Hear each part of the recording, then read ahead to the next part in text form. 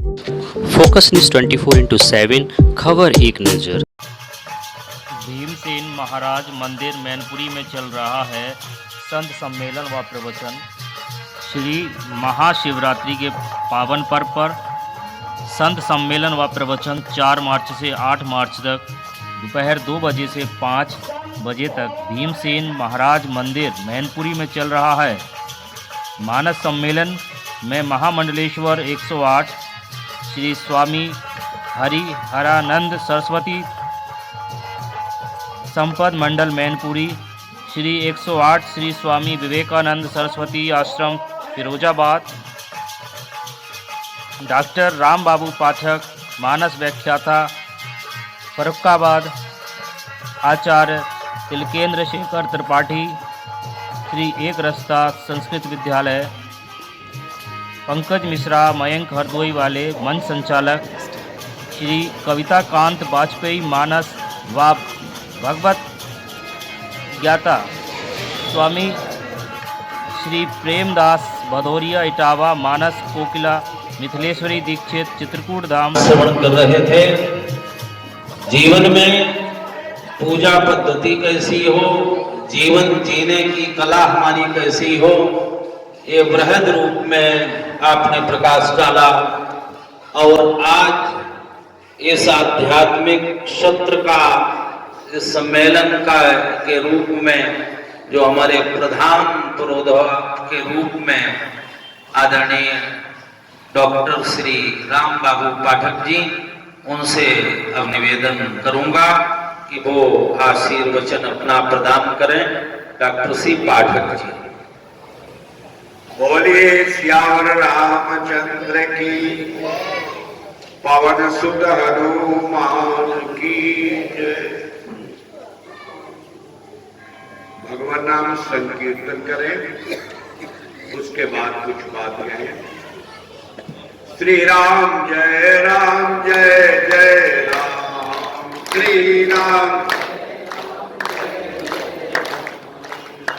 राम जय जय राम, श्री राम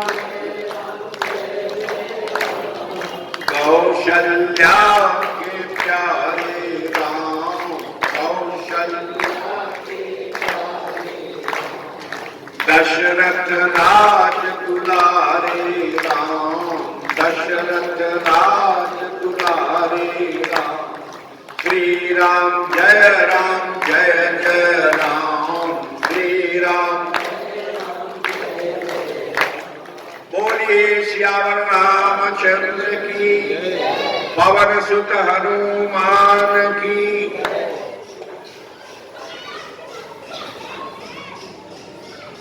हमारे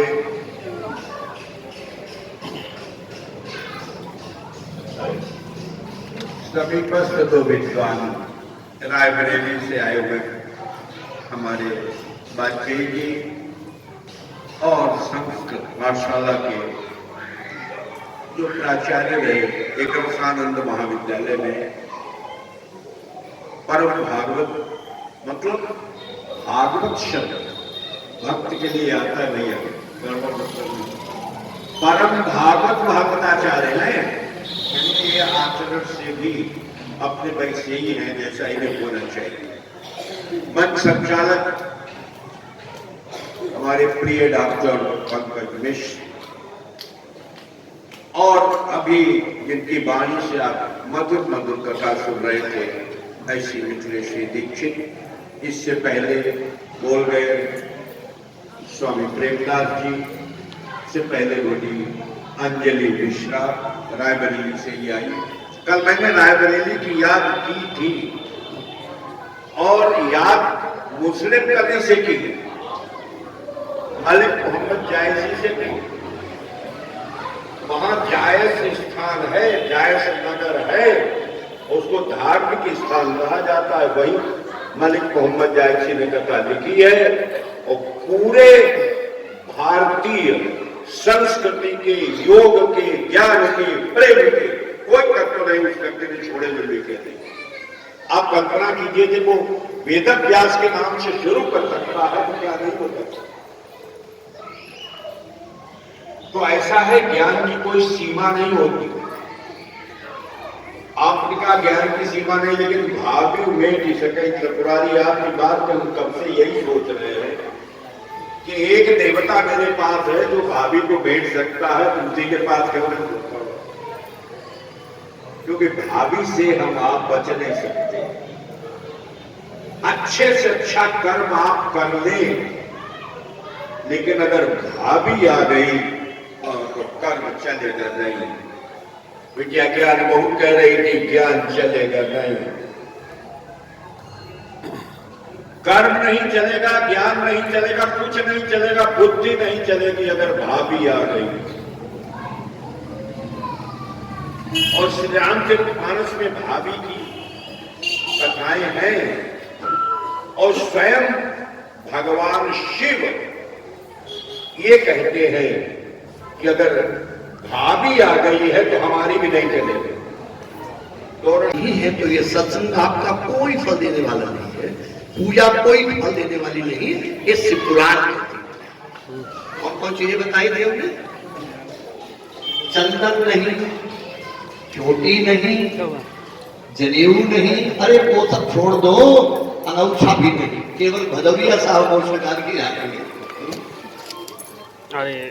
अनौछा नहीं।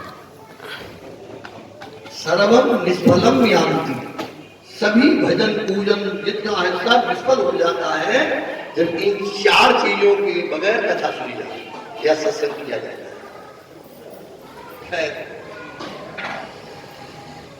कल एक बात मैंने कही थी, भालू मेट सकई त्रिपुरारी भगवान श्री। अच्छी बात बताओ, जब हम पूजा करते हैं या माला फेरते हैं तो किस अंगुली को नहीं लगाते हैं? लगाते हैं आप लोग? नहीं लगाते? कोई नहीं लगाता। अरे क्यों नहीं लगाते हो? पता है ये अंगुली क्यों नहीं लगाई जाती है? भाई अंगुली तो सब बराबर है, इसमें क्या हो गया जो अंगुली को नबी सारी पूजा में लगे? केवल लड़ाई में उठती है, लड़ाई में लगाती है।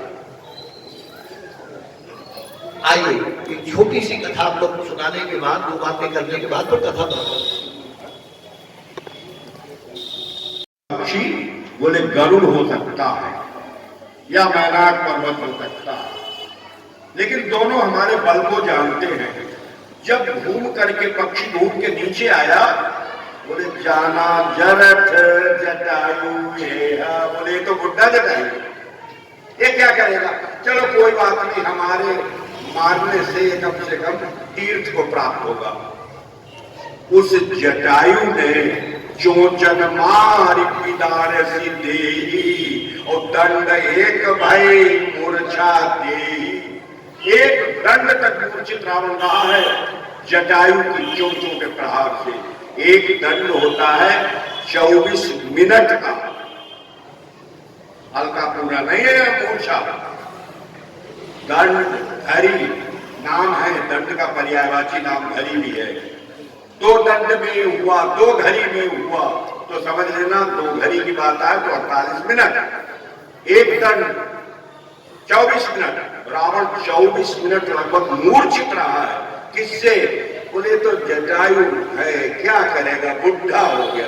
इसके मतलब जटायु को जानता था, संपाति और जटायु को रावण जानता था, और इसीलिए उसने तो बुढ़ा जटायु, इसके मतलब नौजवानी में जटायु से भेंट हुई है रावण। एक हंसी की कथा है, प्रमाण हम आपको नहीं दे पाएंगे लेकिन हम सुना दे। कभी कभी ऐसी कथाएं जो हैं, अंतर कथा कहां से आई हम नहीं कहते, लेकिन जब कहता जाना जरठ जटायु है, बुढ़ा जटायु है। बुढ़ा संपाति था, वो भी कहता है मूड भय उन्नत करते हो कछु को सहाय तुम्हार, वही कहता है। तो रावण ने बुढ़े का सम्मान नहीं किया, इसका मतलब जानता तो है। कहते एक बार उसकी रानी ने एक ने कहा कि हमें सबसे बड़े पक्षी का मांस लाके खिलाओ, तो जटायु संपाति से बड़ा कोई पक्षी नहीं। रावण गए उनके पास, सोचा कि नहीं हम जटायु संपाति दोनों भैया भूखे में बहुत दिनों से थे। संपाति का भैया में भूख बहुत जोर लगी, आ गया तगड़ा करने उस समय से, बोले देर क्यों करो। तो संपाति ने निकल लिया। जटायु बोले आप पूरो ले गए, ऐसा करो हम तो भूखे हैं, तो उन्हें उगिल दिया। अब क्या तो बाहर गिरा रावण। अब जटायु ने शुरू किया तो जटायु ने रावण को निगल लिया। उन्हें संपाति बोले जब आप बड़े छोटे हो तो थोड़ा बड़े हैं, हमारा ध्यान तो रखो। तो जटायु ने उगिल दिया। अब दो बार अंदर जाने उगलने में रावण क्या कर रहा है। और रावण हाथ जोड़ के बोला भैया हमें छोड़ दो, मरे थोड़ा, हम तो जिंदा है, तुम तो मरे। बोले तो फिर कोई बात नहीं, तुम जाओ, आगे दिखनी सोची। और रावण को पता है, इसलिए वो जानता है जटायु जिंदा हो गया। कहीं मैंने ये कथा पढ़ी, वो आपको संक्षेप में सुना दी, विस्तार से वो कथा पढ़ी, कहीं न कहीं ये कथा है। वो नहीं जानता तो जाना जरत जटायु बुढ़ा जटायु है, इसका मतलब जवानी में दो हाथ हुए। सच्चाई ये है, बुढ़े का सम्मान जो नहीं करता, मूर्छित हो गए। वो तो धन्य है भारतीय संस्कृति कि मूर्छित बार नहीं किया जाता। जटायु महोदय बैठे रहे कि जब जगेंगे तब लड़ेंगे। और उसने जान लिया मारे जाएंगे, इसलिए इसका पंखा। अच्छा, जामवंत जी हमारे बुढ़े, एक दिन रावण जामवंत, प्रदोष काल हुआ, यही काल प्रदोष काल कहा जाता है। ये कथा प्रदोष काल में चल रही है। प्रदोष, संध्या और गोधूली, ये तीन बेलाएं तो इस घड़ी में होती। प्रदोष हुआ, सोई रावण ने अट्टहास किया, बोले आज हम जीत गए। अंगद आदि जितने वानर से सब मूर्छित कर दिए, राम और लक्ष्मण मूर्छित पड़े। अब सच्चाई ये है, पाई प्रदोष हर्ष दस कंधर, प्रदोष का आया, दस कंधर हर्षित हो गए। जामवंत ने कहा हर्षित क्यों हो रहे हो, अभी हम जिंदा हैं। अरे बोले बुढ़े हो इसलिए तुम्हें छोड़ दिया, नहीं तो तुम्हें छोड़ते कतई नहीं। बोले अच्छा, छोड़ दिया। और जटायु दौड़े, हाँ जटायु दौड़े हैं लड़ने के लिए। जटायु नहीं, जामवंत जी दौड़े, ऋक्ष जामवंत दौड़े। किस पर? रावण पर। और दौड़ करके एक प्रहार किया है रावण पर, और उछले और दोनों अपने चरण रावण की छाती में मारे। दोनों चरणों का प्रहार इतना तीव्र था, इतना बलवान था कि रावण रथ से नीचे गिर पड़ा, मूर्छा आ गई, जगने का नाम नहीं। सारथी खींच तान के रथ में डाल के ले गया। आधी रात्रि में मूर्छा जगी है। ये बुढ़े का पहला प्रहार था। तो बुढ़ा अगर प्रहार करेगा तो आपको होश आने वाला नहीं है। रावण और जामवंत की लड़ाई आपको बता रहे हैं। तो जो बुजुर्ग का अपमान करते हैं तो उस दिन की लड़ाई रामादल की जीती मानी गई। रावण दल जो है वो हार गया जामवंत के प्रहार से। तो जब रावण का स्वभाव ही ऐसा है, बुढ़े की इज्जत ही नहीं करता। रामादल के हैं, मान लो जटायु सीता को बचाने के लिए लड़ा, जामवंत भी रामादल में है। अरे उसका नाना था, उसकी उसने कौन सी इज्जत है?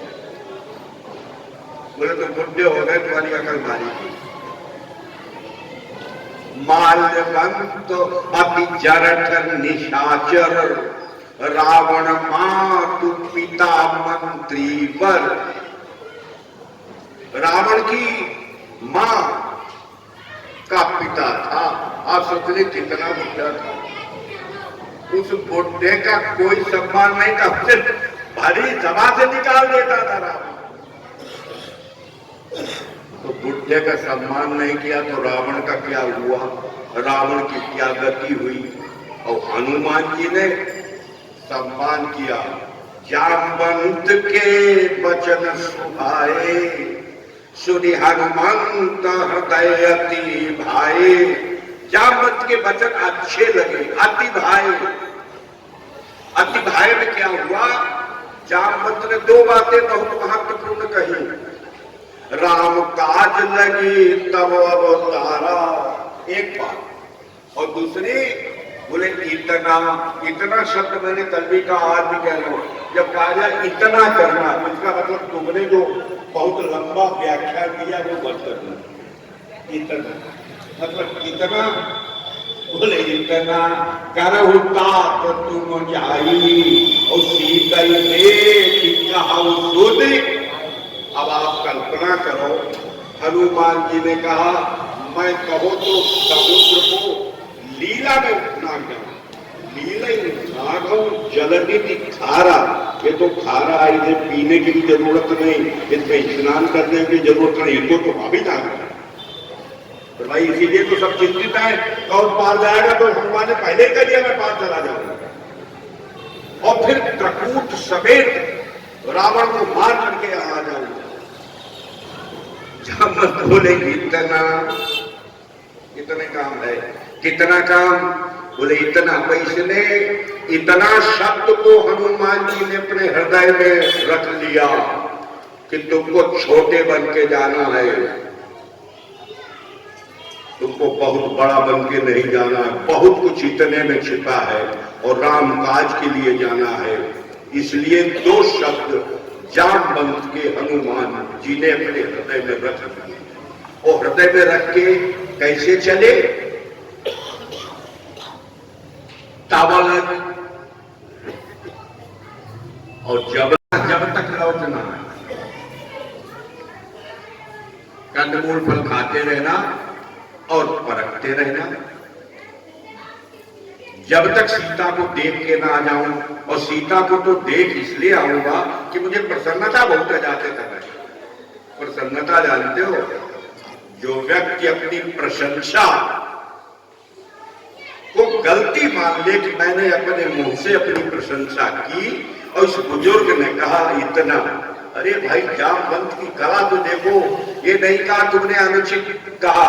बोले नहीं नहीं, इतना काम करना है तुम्हें, ज्यादा नहीं, बकाया काम राम करेंगे, राजीव नयन करेंगे। राजीव नयन मानस में जहां जहां आए वहां कृपालुता और दयालुता है। निश्चरों पर भी उन्होंने दयालुता दिखाई है, कृपालुता दिखाई है। निश्चरों को मारना है, उनकी सदगति प्राप्त कराई है।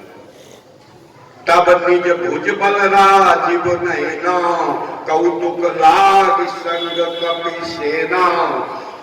कपि सेन संग संघारि निश्चर, राम सीतैया। लिखने वाले गोस्वामी तुलसीदास है। संघार निश्चर राम सीतैयानी, राम बीच में है।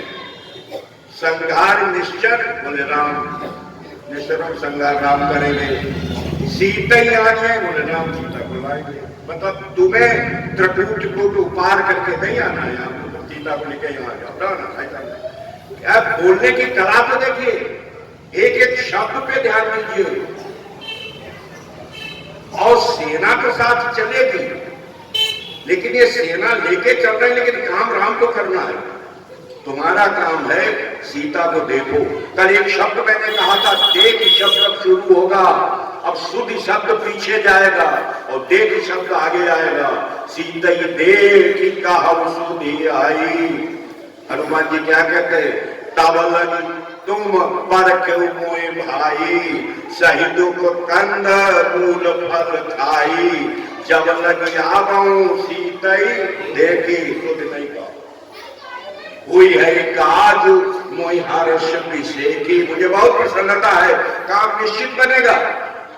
और काम बनने के बाद चले, कुछ नहीं पूछा। एक बहुत अच्छे पर्वत पे, कहते वो पर्वत बड़ा सुंदर था, उसमें खूब फल लगे थे। धीरे से चढ़े और जब छलांग लगाई तो पर्वत पाताल में चला गया। यही लिखा है सुंदरकांड में, यही लिखा। मैं उसका पाताल तुरंता जय गिरी चरण, तो दशगिरी पे नहीं, एक ही गिरी था, वही पाताल गया। उसके बाद तो समुद्र में चले गए हनुमान जी, दूसरे पर हाथ कहां रखा। मैनाक पर्वत आगे आता है। मैनाक पर्वत आगे आया और मैनाक पर्वत कहता है विश्राम करो। ऐसा राम काज के लिए जा रहे हैं, विश्राम क्या है? राम काज लगी तब अवतारा, ये याद रहा है श्यामबंधु का वाक्य हनुमान जी को। क्या कहते हैं? हनुमान ते ही परसा, कह देते सोने के हो, बने रहना सोने के, मैं छूता नहीं हूं सोना। स्पर्श किया, सम्मान दिया। कब? क्या कहते हैं? विचार किया। बोले राम काज कीने बिनु मोहि कहां विश्राम। सुरसा के सामने वही हुआ। बोले राम काज कर फिर मैं आवऊं, सीता की सुधि प्रभु सुनावऊं।